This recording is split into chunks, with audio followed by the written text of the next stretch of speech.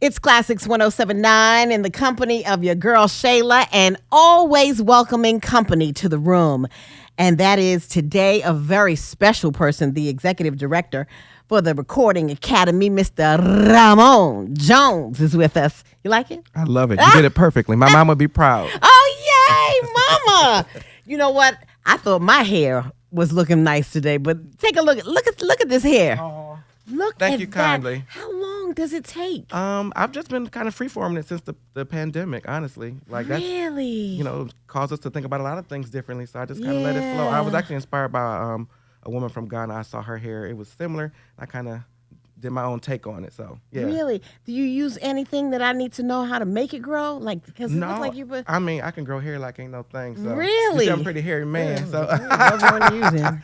so no, I mean, I don't have any special tricks. Really? Okay. I thought he was going to be able to share some with us. Nevertheless, I see you are getting it together because we've got the 67th Annual Grammy Awards. Woo! 67th, honey. Yes, indeed. February 2nd is hosted by my fave, Trevor Noah. And you've got, is this the first time we're having a Black Music Icon Award?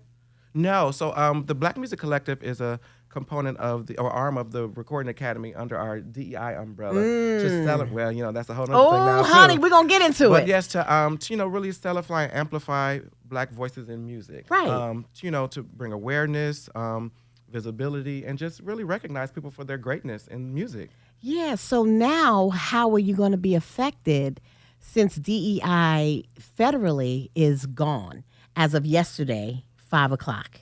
Now, how does that affect the Grammys as far as being inclusive?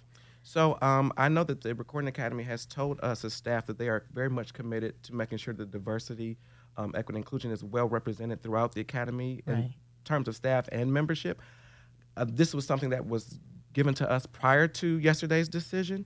So I'm not sure, I don't want to speak out of turn in regards to that. But I can say as a staff member, I have seen the great work that this organization does to make sure that people are seen and heard across all spectrums. Right. Well, congratulations to Kirk Franklin, who is getting the award this year.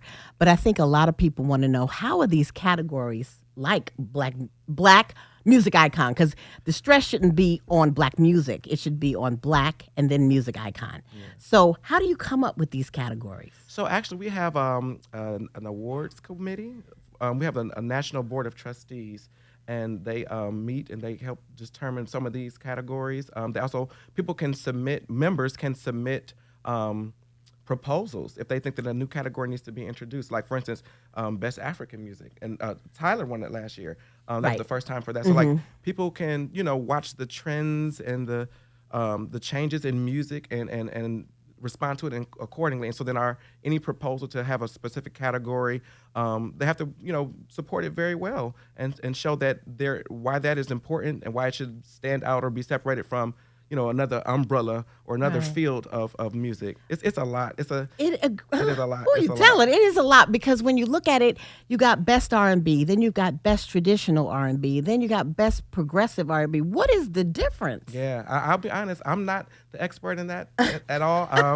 I respect the fact that we have so many industry experts who really sit down and they really get into the weeds of it and really break it down on a scientific level as to why this is that and that is that. So let's take a person like Money Long, who is nominated in the Best R&B category, and then she's in the Best Traditional. How could that be that she is in both categories? Right. So she would have submitted in those categories, and those experts, we have craft committees that review all of the submissions. We get I don't even know how number, but thousands and thousands and thousands of submissions to be considered for the Grammys, and they actually do the work. These committees listen to every song and they pick it apart for all of the the various characteristics that make it R&B or traditional, progressive, and then they're able to analyze it as such and decide if it is a good contender for that category. Because I thought that traditional might be music that still holds on to the tradition of the roots of R&B. Am I wrong? We don't know. We don't know. I don't want to say the wrong thing. Like I was saying, I think it's so much music is so fascinating. It's ever evolving. It really and it's like it's is. beyond a lot of music. I think it's even beyond category. I think Right. people are trying That's to why figure it out. let's just have 12 people in best R&B. You know what I mean? Like, why not?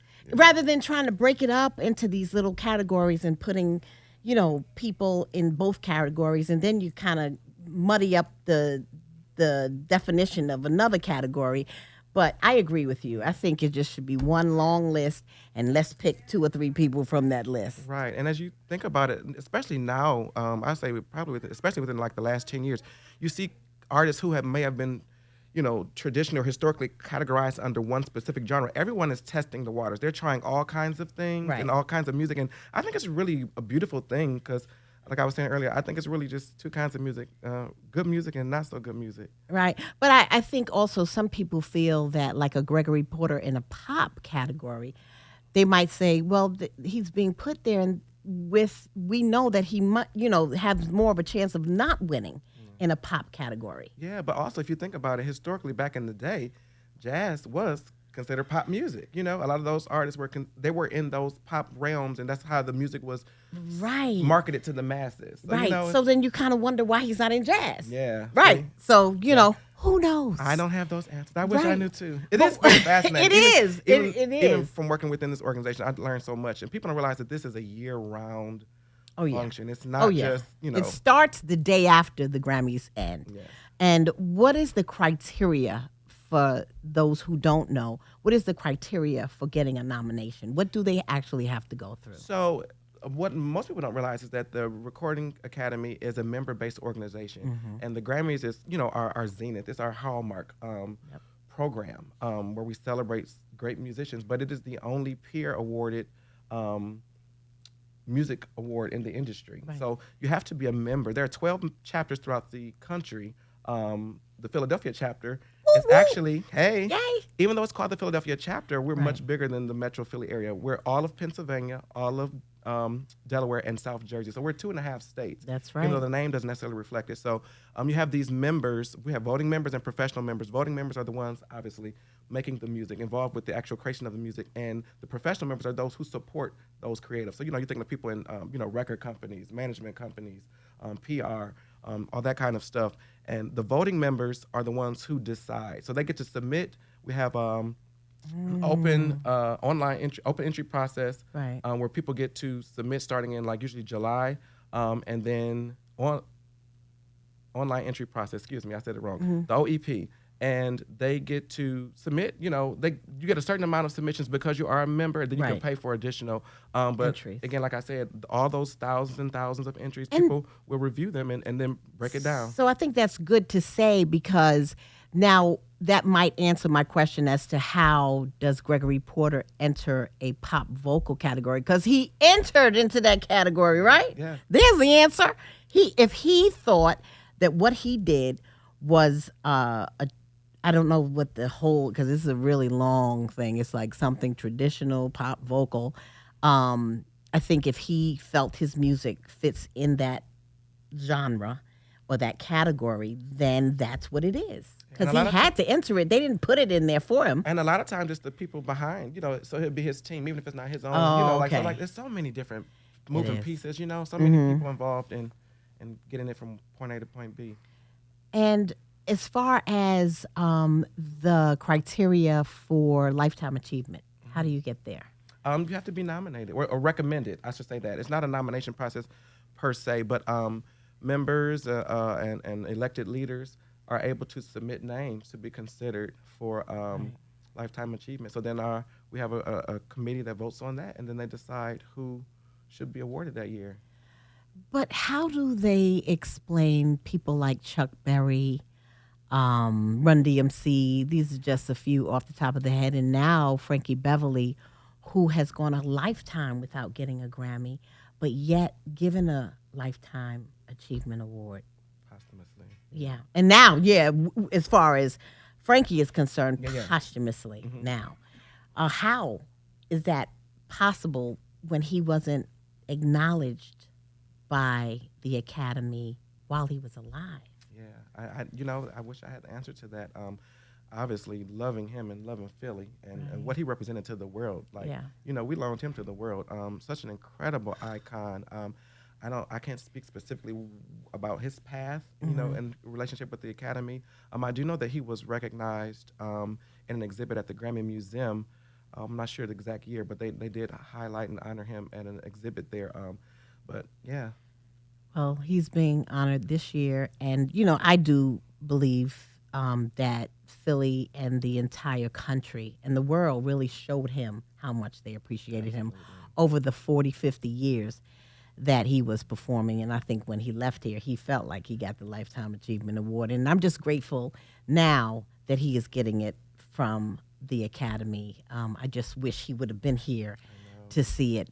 And who do you wish that we would acknowledge more? Because I know who I want you to take back. I want to give you a name for the list to give to the Lifetime Achievement people. I ain't mad at you. The OJs. Oh, gosh, incredible. Please. What a legacy. Can you please put him on the list? Hey, I can ask. Sneaking in it's there. above my pay grade. Like, I don't make those decisions, folks, for the record. But I think there's so many who absolutely deserve it. And I don't know all that goes into that, honestly. Right. I'm not a part of that group that makes those decisions. But I agree with you. There are so many. Yeah. And even with the timing, I don't even know how that timing works necessarily. All right. Well, I'm going to give you the name.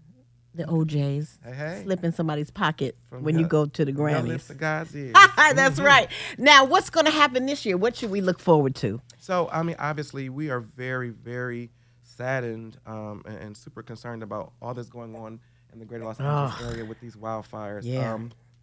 It's impacted everybody, but I can say specifically it's impacted so many who are connected to the Recording Academy and the music industry in general. So, there were so many thoughts about, do you go for it? Do you not?